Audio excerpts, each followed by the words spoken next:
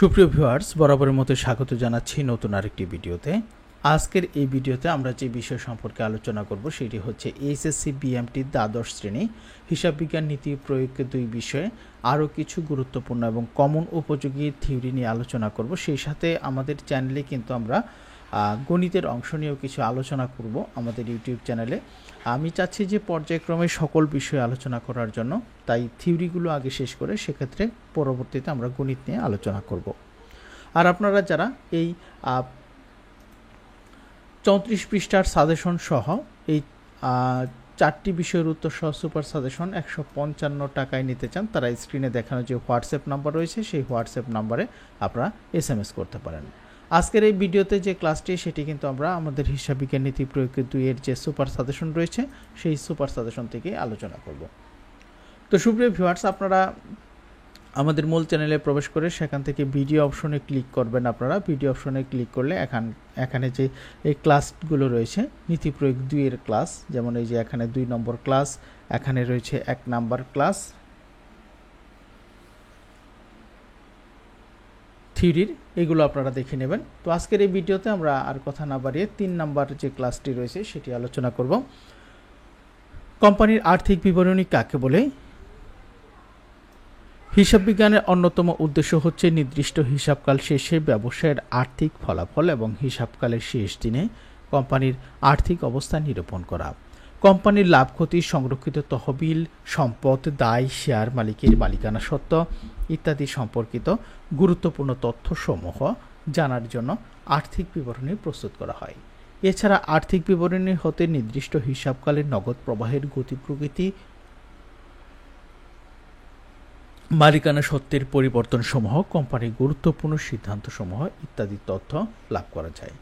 এসব বিবরণীতে প্রকাশিত তথ্যসমূহ হতে কোম্পানির সাথে সংশ্লিষ্ট পক্ষসমূহ বিভিন্ন গুরুত্বপূর্ণ সিদ্ধান্ত গ্রহণ করে থাকে। যেমন আর্থিক বিবরণী বিশ্লেষণ করে ব্যবস্থাপনা কর্তৃপক্ষ কোম্পানির ভবিষ্যৎ কর্মপন্থা নির্ধারণ করে থাকে। বিনিয়োগকারীরা তাদের বিনিয়োগ সিদ্ধান্ত নির্ধারণ করে, নিয়ন্ত্রণকারী সংস্থাসমূহ নিয়ন্ত্রণমূলক সিদ্ধান্ত গ্রহণ করে। সুতরাং কোম্পানির আর্থিক ফলাফল ও আর্থিক অবস্থার কাঠামো বদ্ধ সুশৃঙ্খল ধারাবাহিক প্রক্রিয়াকে কোম্পানির আর্থিক বিবরণী বলা হয়।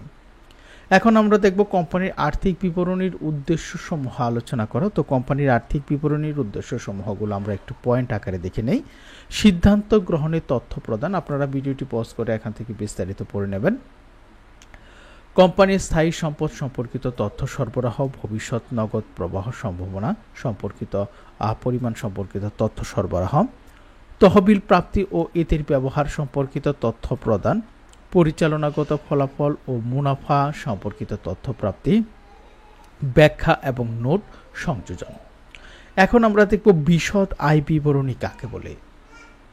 বিশদ আয় বিবরণী আর্থিক বিবরণীর একটি গুরুত্বপূর্ণ অঙ্গ, যে বিবরণীর সাহায্যে একটি নির্দিষ্ট সময় শেষে প্রতিষ্ঠানের নিট লাভ বা ক্ষতি জানা যায় তাকে বিশদ আয় বিবরণী বলা হয়। প্রত্যেক ব্যবসা প্রতিষ্ঠানের মূল উদ্দেশ্য মুনাফা অর্জন করা।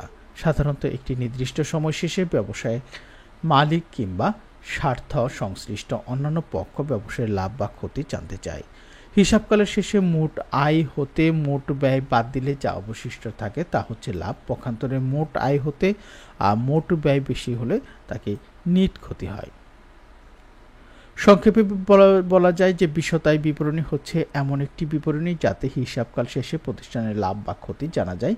বিশদ আয় বিবরণী 2 প্রকার: এক ধাপ বিশিষ্ট বিশদ আয় বিবরণী এবং বহু ধাপ বিশিষ্ট বিশদ আয় বিবরণী। মজুরি ও বেতন বলতে কি বুঝো? মজুরি হচ্ছে শ্রমিকের দাম।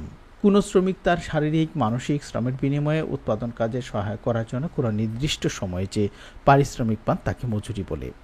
অর্থনীতিবিদ কে ডুয়েটে বিষয়ে বিশ্লেষণ করে বলেন বা এই বিষয়ে বলেন, শ্রমিকের সেবার বিনিময়ে যে দাম পাওয়া যায় তাকেই মজুরি বলা হয়। অর্থনীতিবিদ ওরলেসের মতে দ্রব্য সামগ্রী ও সেবাকর্ম উৎপাদনের ক্ষেত্রে শ্রমিকের অবদানের পরিপ্রেক্ষিতে যে পারিতোষিক দেওয়া হয় তাই হচ্ছে মজুরি। সুতরাং বলা যায় উৎপাদন কাজে নিযুক্ত শ্রমিক এবং দৈহিক ও মানসিক শ্রমের বিনিময়ে বিনিয়োগকারীর কাছ থেকে যে পারিশ্রমিক পান তাকেই মজুরি বলা হয়। আর বেতন কাকে বলে? প্রতিষ্ঠান পরিচালনা, ব্যবস্থাপনা ও সমমান কাজের জন্য অফিসে কর্মরত বা কর্তব্যরত কর্মকর্তা এবং কর্মচারীদের কাজের অথবা মানসিক পরিশ্রমের বিনিময়ে নিয়োগকর্তা নির্দিষ্ট সময়ান্তে প্রদত্ত পারিশ্রমিককে বেতন বলা হয়। বেতন সাধারণত মাসিক ভিত্তিতে প্রদান করা হয়। বেতন এবং মজুরির যে উপাদানগুলো সেগুলো আমরা একটু দেখে নেই। মোট বেতন ও মজুরি, মোট বেতন ও মজুরি হতে কর্তনসমূহ এবং নেট বেতন ও মজুরি, এগুলো আপনারা এখান থেকে দেখে নেবেন। মোট বেতন এবং মজুরির অংশ মধ্যে রয়েছে মূল বেতন, এগুলো অবশ্যই গুরুত্বপূর্ণ, অতিরিক্ত সময় বা ওভারটাইম মজুরি, বোনাস মজুরি, পরিপূরক সুবিধাদি। এরপর পরিপূরক সুবিধাদির মধ্যে রয়েছে যাতায়াত ভাতা বা বিনামূল্যে যানবাহন, বাড়ি ভাড়া বা বিনামূল্যে বাসস্থান, চিকিৎসা ভাতা বা বিনামূল্যে চিকিৎসা সুবিধা, দুর্ঘটনাজনিত ক্ষতিপূরণ, প্রভিডেন্ট ফান্ড, যৌথ বিমা, কল্যাণ তহবিল, গ্র্যাচুইটি ইত্যাদি সঞ্চয় তহবিলে প্রতিষ্ঠানের দান। অত্যন্ত গুরুত্বপূর্ণ কিন্তু প্রশ্ন। মোট বেতন ও বেতন এবং মজুরির যে উপাদান, প্রথমে মোট বেতন এবং মজুরি, মোট বেতন এবং মজুরির যে উপাদানগুলো সেগুলো এখানে দেওয়া রয়েছে। এরপর রয়েছে আমাদের কর্তনাদি। প্রতিষ্ঠানের নিয়মনীতি বা কর্মীর ইচ্ছা অনুসারে মোট অর্জিত বেতন বা মজুরি হতে এক বা একাধিক খাত বাবদ অর্থ কর্তন করা হয়। এই কর্তৃত অর্থ পরবর্তীকালে শ্রমিক কর্মচারীদের নিকট প্রদেয় দায় হিসাবে প্রতিষ্ঠানে জমা থাকে এবং অথবা সরকারি কোষাগারে জমা দিতে বাধ্য হয়, যেমন আয়কর, শ্রমিক সংঘের প্রাপ্য, প্রভিডেন্ট ফান্ড, কর্য, কল্যাণ তহবিল, যৌথ বিমা, ডাক বিমা ইত্যাদি। এরপর রয়েছে নিট বেতন। মোট বেতন থেকে বিভিন্ন কর্তনাদি বাদ দিলে নিট বেতন নির্ণয় করা হয়, অতঃপর নগদে বা চেকের মাধ্যমে নিট বেতন বা মজুরি কর্মচারীদের প্রদান করা হয়। মজুরি বেতন বিবরণী কি? মজুরি বেতন বিবরণীর সংজ্ঞাটি আপনারা এখান থেকে একটু দেখে নেবেন। এরপর যে প্রশ্নটি চলে আসছে সেটি হচ্ছে মজুরি হতে বা বেতন হতে কি কি বিষয় কর্তন করা হয়। এটি হচ্ছে আয়কর, শ্রমিক সংঘের প্রাপ্য, প্রভিডেন্ট ফান্ড, কর্য, কল্যাণ তহবিল, যৌথ বিমা এবং জীবন বিমা ইত্যাদি। এরপর যে প্রশ্নটি সেটি হচ্ছে উৎপাদন ব্যয়ের উপাদানগুলো লেখো।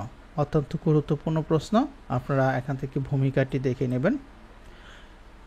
কাঁচামাল, কাঁচামালের মধ্যে রয়েছে প্রত্যক্ষ কাঁচামাল, পরোক্ষ কাঁচামাল। এরপর রয়েছে শ্রম, শ্রমের মধ্যে রয়েছে প্রত্যক্ষ মজুরি, মজুরি বা শ্রমের মধ্যে রয়েছে প্রত্যক্ষ মজুরি, পরোক্ষ মজুরি। এরপর রয়েছে আরোপণযোগ্য খরচ, এগুলো কিন্তু উৎপাদন ব্যয়ের উপাদানের মধ্যে প্রত্যক্ষ খরচ, পরোক্ষ খরচ, কারখানা ও পরিব্যয়, প্রশাসনিক ও পরিব্যয়, বিক্রয় ও পরিব্যয়। শেয়ার অবহার কি? অবহারের শেয়ার ইস্যুর শর্তসমূহ লেখ। অত্যন্ত গুরুত্বপূর্ণ এবং কমন উপযোগী প্রশ্ন। এই প্রশ্নটি কিন্তু অনেকবার পরীক্ষাতে এসেছিল। শেয়ার অবহার হচ্ছে যৌথ মূলধনী কোম্পানির শেয়ার যদি তার লিখিত মূল্যে অপেক্ষা কম মূল্যে বন্টনের জন্য জনসাধারণ নিকট ইস্যু করা হয় তখন তাকে অবহারে শেয়ার ইস্যুকরণ বলে। শেয়ারের অভিহিত মূল্য অপেক্ষা যে পরিমাণ মূল্য কমে যে শেয়ার ইস্যু হয় তাকে শেয়ার অবহার বলে। আমরা এখন অবহারের শেয়ারের যে শর্ত, এখানে 4টি শর্ত এখানে আলোচনা করেছি, আপনারা ভিডিওটি পজ করে এই শর্তগুলো দেখে নেবেন। মূল্য সংযোজন কর বা ভ্যাট কি? মূল্য সংযোজন করের ভার প্রকৃতপক্ষে কে বহন করে? মূল্য সংযোজন কর 1991 সাল থেকে বাংলাদেশের কর অবস্থায় সংযোজিত একটি নতুন কর, যা দেশের অধিকাংশ পণ্যদ্রব্য, সেবা উৎপাদনকারী ও বন্টন পর্যায়ে সরকারকে প্রদান করতে হয়। তো আমরা মূল্য সংযোজন কর বা ভ্যাটের সংজ্ঞাটি এখান থেকে রাজস্ব বোর্ডের যে সংজ্ঞাটি সেটি আলোচনা করতে পারি। এবং মূল্য সংযোজন করের ভর প্রকৃতপক্ষে কে বহন করে? মূল্য সংযোজন করের ভর প্রকৃতপক্ষে ক্রেতা বা ভোক্তা বহন করে। তো সুপ্রিয় ভিউয়ার্স, এই ছিল আজকে আমাদের সকল থিওরি নিয়ে আলোচনা। তো পরবর্তী ভিডিওতে আমরা একটি গণিতের ক্লাস নেব আপনাদের।